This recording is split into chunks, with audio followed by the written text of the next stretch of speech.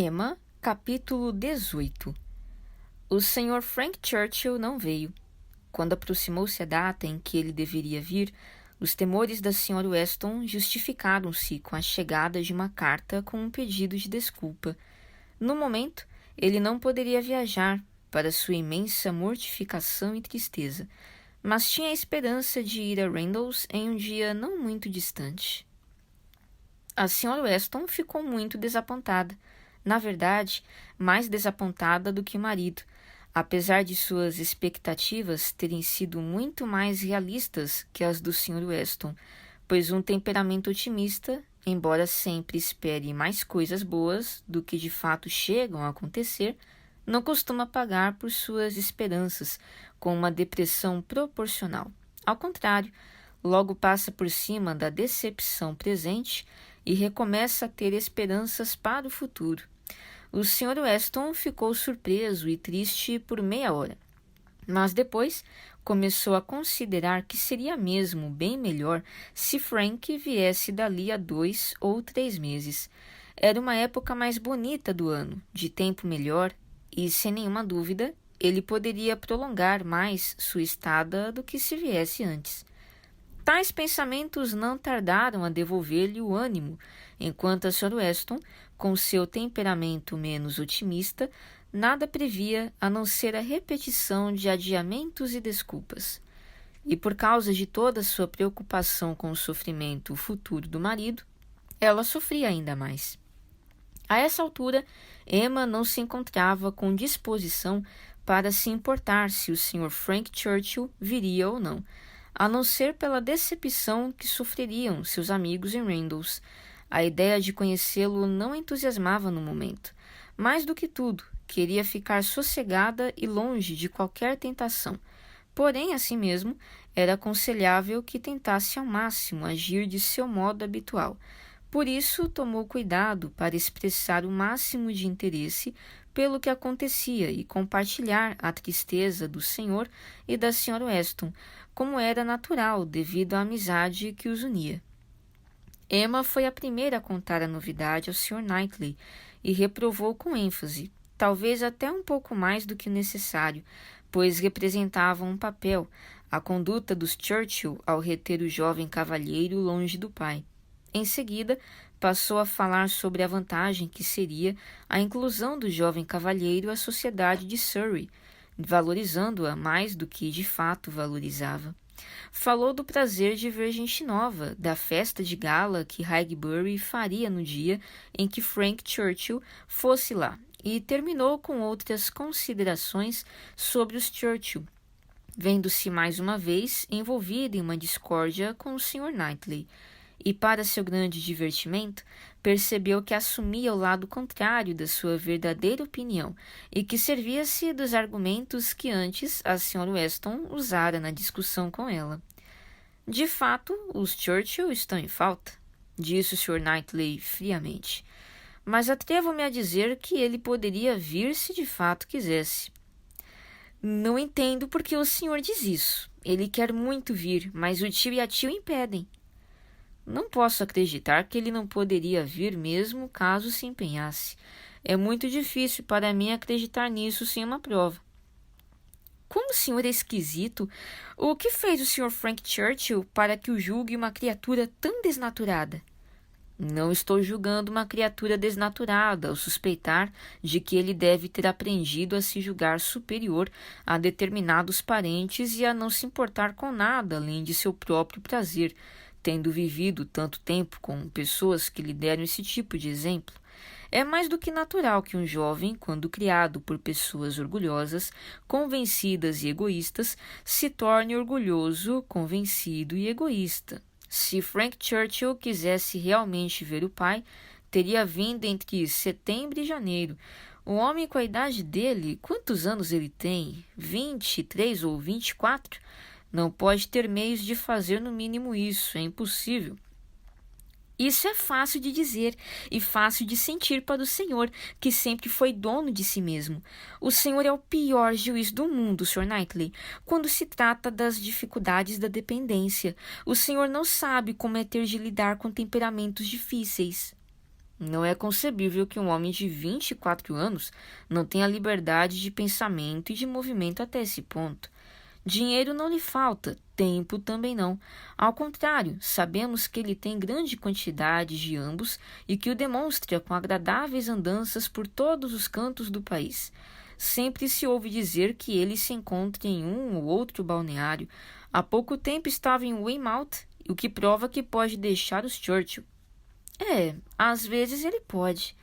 E essas vezes são quando ele acha que lhe convém, quando é levado por alguma tentação de prazer.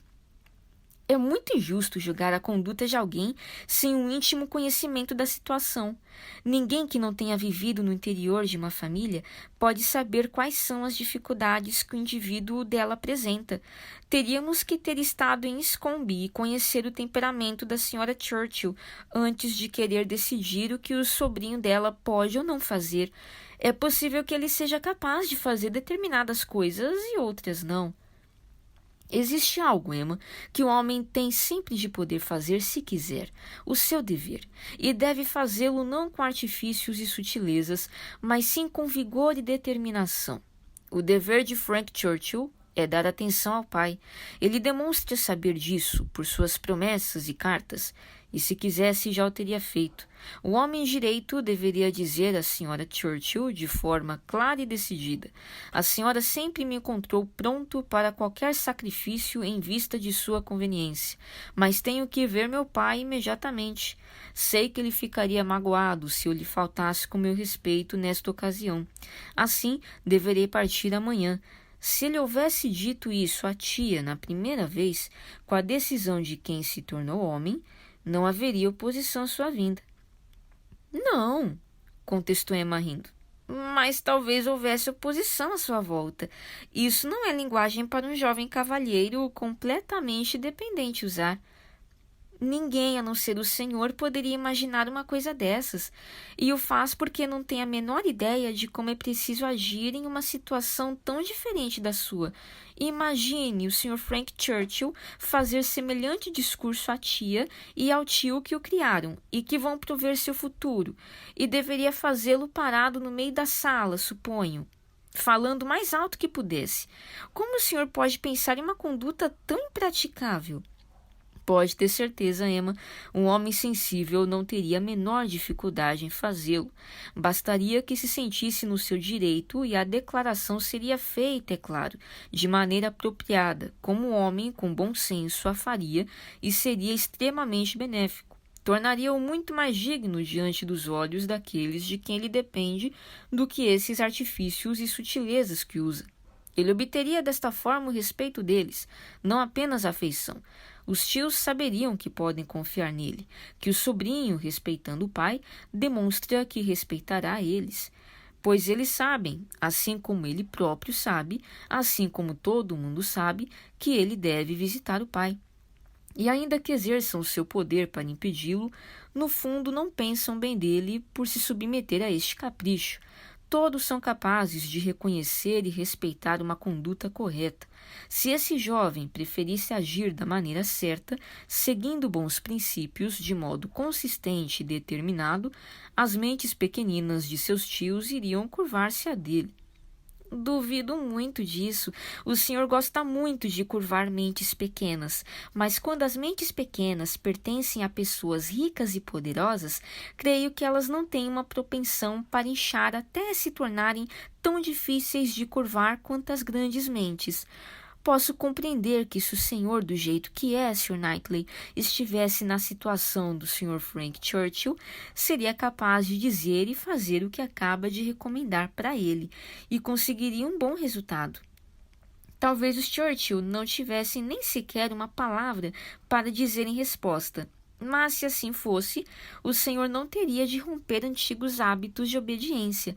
Para o Sr. Frank, que os tem, não seria tão fácil colocar-se de repente em pleno estado de dependência, anular as inúmeras reivindicações de seus tios baseadas na gratidão e no respeito dele. Ele pode ter uma profunda noção do que é certo, como o senhor tem, sem que ao se encontrar sob as mesmas circunstâncias, haja do modo que o senhor agiria. Neste caso, Frank Churchill não tem uma noção tão profunda assim. Se ele falha em produzir um esforço equivalente, significa que não tem a mesma convicção. E a diferença de situação e hábitos. Eu gostaria que o senhor tentasse entender o que um amável cavalheiro pode ser capaz de sentir ao se opor diretamente àqueles aos quais sempre obedeceu e admirou em toda a sua vida de criança e adolescente. O seu amável cavalheiro, na verdade, é um cavalheiro fraco. Se na primeira ocasião que se apresentou, negou-se a fazer o que é certo para não ir contra a vontade dos outros, ele já deveria ter adquirido o hábito durante sua vida de cumprir seu dever em vez de submeter-se e obedecer. Entendo perfeitamente os temores de uma criança, mas não os de um homem. Ao tornar-se racional, ele deveria ter se rebelado e se tornado livre de tudo que está errado na autoridade dos tios. Ele deveria ter se oposto à primeira tentativa deles de fazê-lo desconsiderar os sentimentos do pai. Se tivesse agido corretamente desde o princípio, não haveria agora nenhuma dificuldade. Não queremos concordar a respeito dele, desaminou-se Emma. Mas isso não é nada extraordinário. Não tenho a menor impressão de que o Sr. Frank seja um homem fraco. Tenho certeza de que não é. O Sr. Weston não pode ser tão completamente cego, nem mesmo a respeito do próprio filho. É evidente que ele tem uma visão mais complacente, mais indulgente e suave do que sobre o que é perfeito para um homem do que o Senhor. Ouso dizer que o Senhor tem certa razão, mas que apesar de isso significar algumas desvantagens para ele, oferece também inúmeras vantagens. Sim, vantagens como não fazer nada nos momentos em que deveria agir, ou como levar uma vida de meros prazeres pessoais e tornar-se um especialista em encontrar desculpas para isso. Esse jovem pode sentar-se e escrever uma floreada e lindíssima carta, cheia de escrúpulos e falsas promessas, persuadindo-se de que descobriu o melhor método do mundo para manter a paz em casa e impedir que o pai tenha qualquer direito de se queixar. As cartas dele me dão nojo. A sua reação é muito estranha, todos gostaram delas. Desconfio de que a Sra. Weston não gostou. Essas cartas não poderiam contentar uma mulher com a sensibilidade e o bom senso que ela tem. Encontra-se no lugar de mãe, mas não tem a afeição maternal para cegá-la. É por respeito a ela que atenções a Randalls são duplamente devidas, e isso deve tê-la feito sentir a omissão 2 vezes mais. Se ela fosse uma pessoa importante, acredito que ele teria vindo, mas também não faria mais diferença se ele viesse ou não. Pode imaginar sua amiga atormentada por estas considerações? Não acha que ela já disse essas coisas inúmeras vezes a si mesma? Não, Emma. Seu jovem amigo pode ser amável apenas em francês, nunca em inglês. Frank pode ser aimable, ou seja, ter boas maneiras e ser muito agradável, porém não tem a consideração inglesa pelos sentimentos dos outros. Na verdade, nada há de amável nele. O senhor parece determinado a julgá-lo mal. Eu? De maneira nenhuma. O Sr. Knightley pareceu bastante aborrecido. Não quero pensar mal dele. Estou disposto a reconhecer seus méritos como faria com qualquer outro homem. Apenas não vi nenhum a não ser os meramente pessoais. Que ele cresceu bem, tem boa aparência e possui boas maneiras muito refinadas. Bem, mesmo que não haja nada além disso para recomendá-lo, esse jovem cavalheiro já seria um tesouro em Highbury. Não é sempre que deparamos com homens refinados, bem-educados e agradáveis. Não seria bonito da nossa parte exigirmos todas as virtudes. O senhor pode imaginar, Sr. Knightley, a sensação que a vinda dele irá produzir? Não haverá outro assunto entre as paróquias de Donwell e de Highbury. Haverá apenas um assunto, um só objeto de curiosidade, o Sr. Frank Churchill. Não pensaremos e não falaremos em ninguém mais. Queria desculpar-me se sou exagerado, mas se eu achar interessante, terei o maior prazer em conhecê-lo.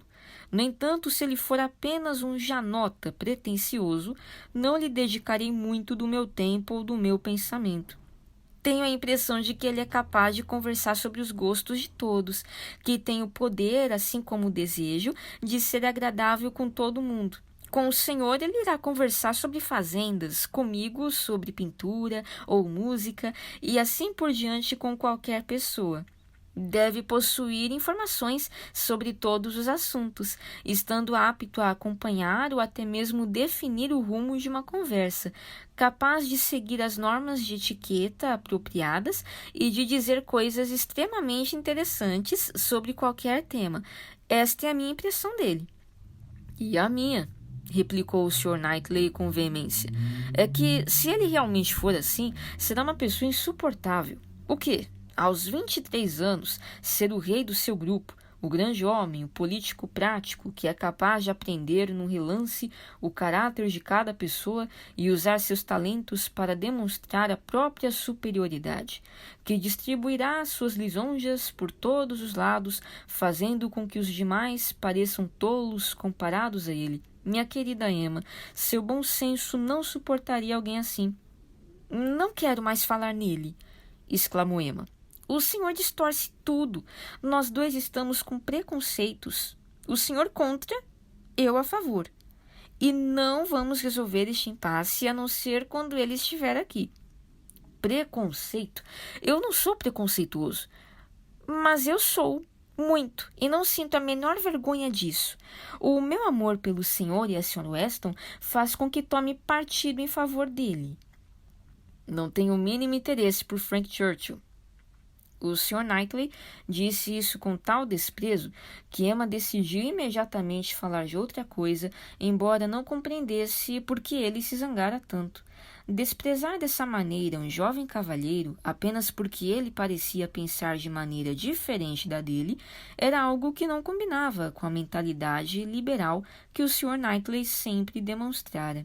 Apesar da alta opinião que ele tinha sobre si mesmo, e que ela tantas vezes usava para provocá-lo, Emma jamais tinha imaginado que ele pudesse ser injusto para com os méritos de outro.